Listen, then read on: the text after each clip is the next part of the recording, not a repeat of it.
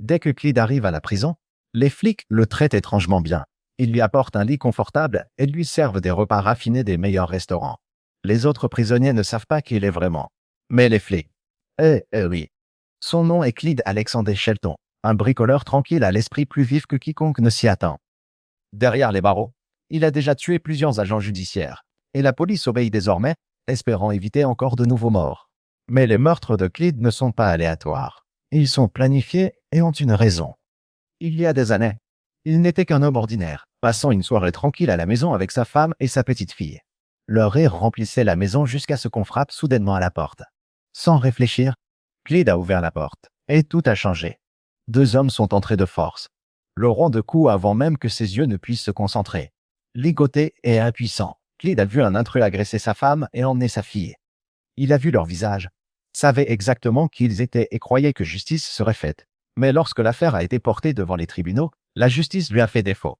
Son avocat, Nick Rice, procureur réputé de la ville, préférait la victoire à ce qui est juste. Nick croyait que le succès signifiait conserver son bilan parfait, et non défendre la vérité.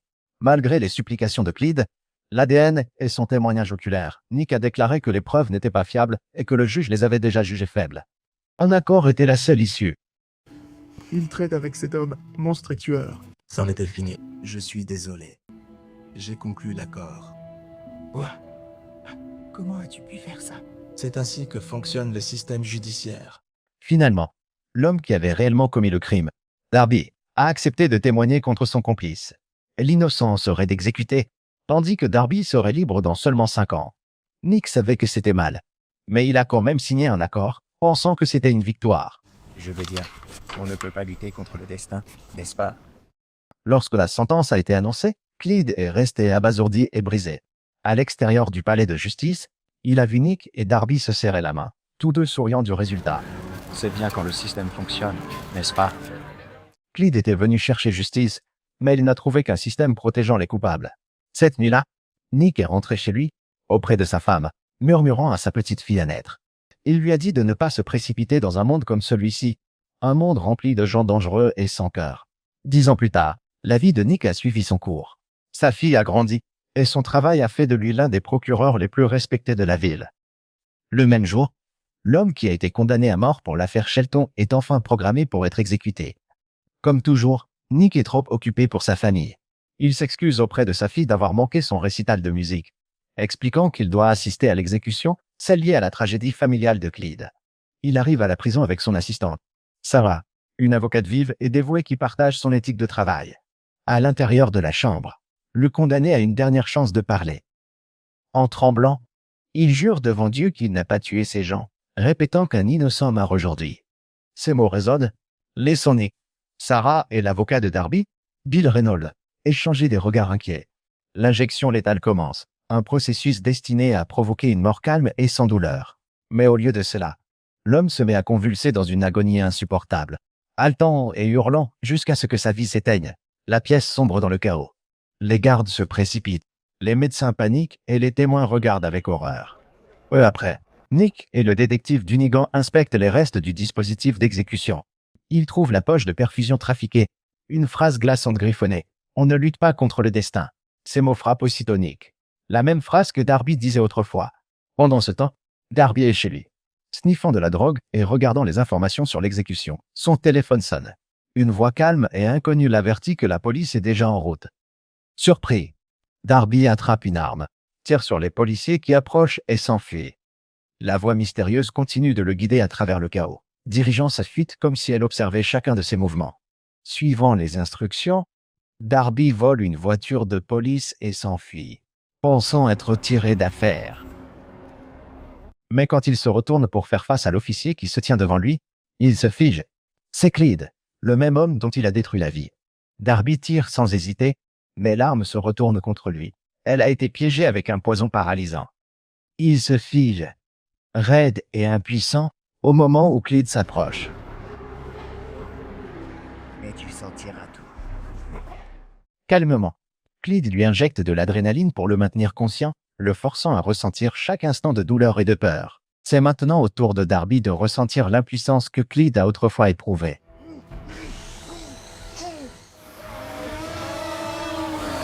Pendant que Nick et Sarah fouillent dans les dossiers de Darby, quelque chose cloche.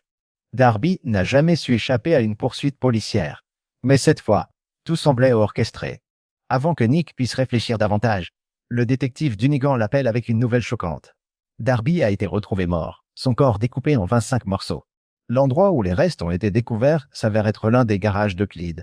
Agissant rapidement, la police intervient, et Clyde ne résiste pas. Il sort calmement, se rendant comme si tout s'était déjà déroulé selon le plan. À l'intérieur de la maison de Clyde, les enquêteurs trouvent des murs couverts de photos, de dossiers et de manuels de droit. Il est clair qu'il étudie le droit depuis des années, préparant, observant et planifiant chaque mouvement. Au poste de police, Nick et son équipe réalisent qu'ils n'ont toujours aucune preuve solide pour le condamner. Nick décide donc de le pousser à avouer. Mais avant qu'il ne puisse commencer, un colis arrive chez lui. Sa jeune fille, pensant que c'est un enregistrement de son récital de musique, le met à la télévision. À sa grande horreur, la vidéo montre le meurtre brutal de Darby, enregistré par Clyde lui-même. Ignorant ce qui se passe chez lui, Nick est assis en face de Clyde dans la salle d'interrogatoire. Il éteint le microphone un instant, parlant à voix basse, disant à Clyde qu'en tant que père et mari, il comprend sa douleur et est même fier de son courage. Puis il rallume le micro, reprenant son ton professionnel. Nick demande si Clyde a assassiné Darby ou organisé les autres meurtres. Clyde ne le nie pas, mais il ne le confirme pas non plus. Calmement, il dit qu'il a imaginé tuer Darby dans sa tête d'innombrables fois, encore et encore. Ces mots semblent délibérés, pas tout à fait une confession, mais assez pour frustrer Nick. Essayant de garder le contrôle, Nick exige de savoir ce que Clyde veut. Clyde répond avec aisance que puisque Nick est un si habile négociateur, il va conclure un marché. Il fera des aveux complets si Nick lui obtient un lit confortable dans sa cellule. Nick rit de cette demande absurde et sort, pensant que Clyde se moque de lui. Quelques instants plus tard, son téléphone sonne. C'est sa femme, qui pleure hystériquement à propos de l'horrible vidéo que leur fille vient de voir. Nick se fige, réalisant que Clyde ne plaisantait pas du tout. Il a envoyé un DVD à Ma. Le lendemain, Clyde reçoit exactement ce qu'il a demandé, un lit luxueux qui fait instantanément de lui le centre de l'attention parmi les prisonniers. C'est mauvais. C'est un lit simple. Pendant ce temps, Sarah rapporte que Clyde possède plusieurs garages et a même 2 contrats actifs avec le Pentagone. Nick lui ordonne de creuser plus profondément dans ses finances et ses registres de déplacement. Quelque part sous tous ces détails, il sait que le vrai plan de Clyde est encore en train de se dérouler. À l'audience, Nick refuse fermement la libération sous caution de Clyde, estimant que sa fortune et son intelligence font de lui un risque majeur de fuite. Quand c'est au tour de Clyde de parler, il se lève calmement et s'adresse à la juge avec une confiance tranquille. Il rappelle à la cour qu'il n'a pas de casier judiciaire et affirme être un citoyen respectable qui veut simplement un traitement équitable. Puis il souligne que le procureur n'a aucune preuve solide contre lui, en citant des cas passés similaires pour renforcer son argument. Un bon exemple serait l'affaire d'Ave Macna, numéro de dossier 041325. Ces mots sont vifs, logiques et bien trop convaincants. Même la juge semble influencée, acceptant de le libérer sous caution. Nick n'en croit pas ses oreilles. Perdant patience, il élève la voix, rappelant à la cour que Clyde a déjà tué 2 personnes. À ce moment-là, le masque poli de Clyde tombe. Il tourne sa colère vers le système lui-même, exposant son hypocrisie, comment des criminels comme lui peuvent être libérés grâce à d'habiles failles juridiques. Son éclat de voix force la juge à s'arrêter, réalisant son erreur, et elle annule immédiatement sa décision. En une seule minute, Clyde a prouvé à quel point la justice peut se plier facilement. Plus tard, pendant l'interrogatoire, Nick confronte Clyde au sujet du DVD troublant, furieux que sa fille ait vu une telle horreur. Clyde reste calme, disant qu'elle devrait apprendre très tôt que dans ce monde, le bien et le mal s'affrontent toujours, et qu'à la fin, le bien doit l'emporter. Nick ignore cette logique tordue et exige la confession que Clyde a promise. Cette fois, Clyde ne tergiverse pas.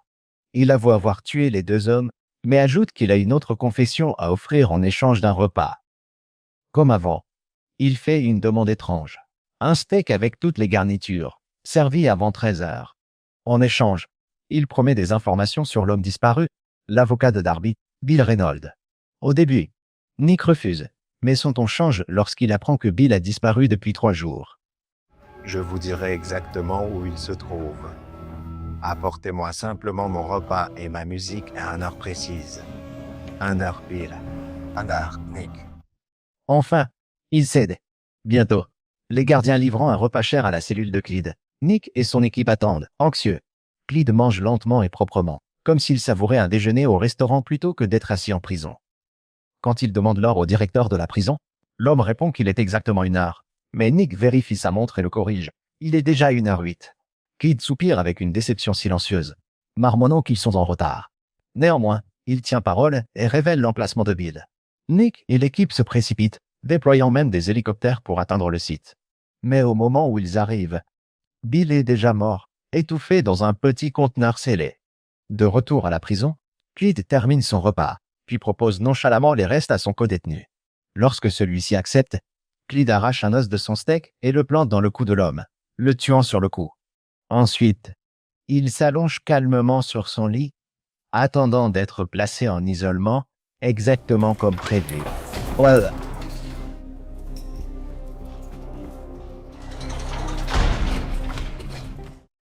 Cette nuit-là, Nick confronte à nouveau Clyde, dénonçant sa folie et nommant les personnes que Clyde a tuées. Mais Clyde reste calme, disant que les morts ne peuvent pas l'entendre. Seuls les vivants le peuvent. Ces paroles résonnent dans la pièce comme un avertissement silencieux. Plus tard dans la soirée, Nick et le procureur Jonah Cantrell rencontrent secrètement un officier du renseignement militaire, dans l'espoir de découvrir qui est vraiment Clyde. Ils apprennent bientôt quelque chose de choquant. Clyde n'est pas seulement un ingénieur.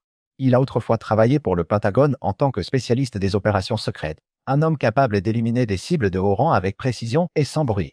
Il n'avait pas besoin de bombes ou de missiles. Il pouvait tuer avec une cravate piégée avec un cordon en fibre de carbone. Peut-être qu'à l'époque, Clyde avait même appris au Mossad comment piéger les pagés et les talkie-walkie du Hezbollah. Le lendemain, par peur et frustration, Nick et le procureur ont poussé la juge à restreindre encore les droits de Clyde, sans aucune preuve solide. La juge accepte à contre-cœur et signe l'ordonnance. Mais juste au moment où elle termine, son téléphone sonne. Lorsqu'elle répond, le téléphone explose dans ses mains, la tuant sur le coup. Nick retourne précipitamment à la prison, furieux, exigeant que Clyde arrête. Mais Clyde lui dit qu'il ne s'agit plus de vengeance. Il s'agit de prouver à quel point le système est défaillant. Comment des gens comme Nick l'aident à le rester. Il dit que s'il avait voulu une pure vengeance, il aurait pu le faire des années auparavant. Au lieu de cela, il montre au monde ce qui se passe lorsque la justice échoue. Puis Clyde propose un marché glacial. Libérez-le avant 6 heures du matin, ou tout le monde mourra. Nick refuse de jouer son jeu et essaie plutôt de trouver qui pourrait aider Clyde à l'extérieur. Quelqu'un aide ce type. Qui a ça?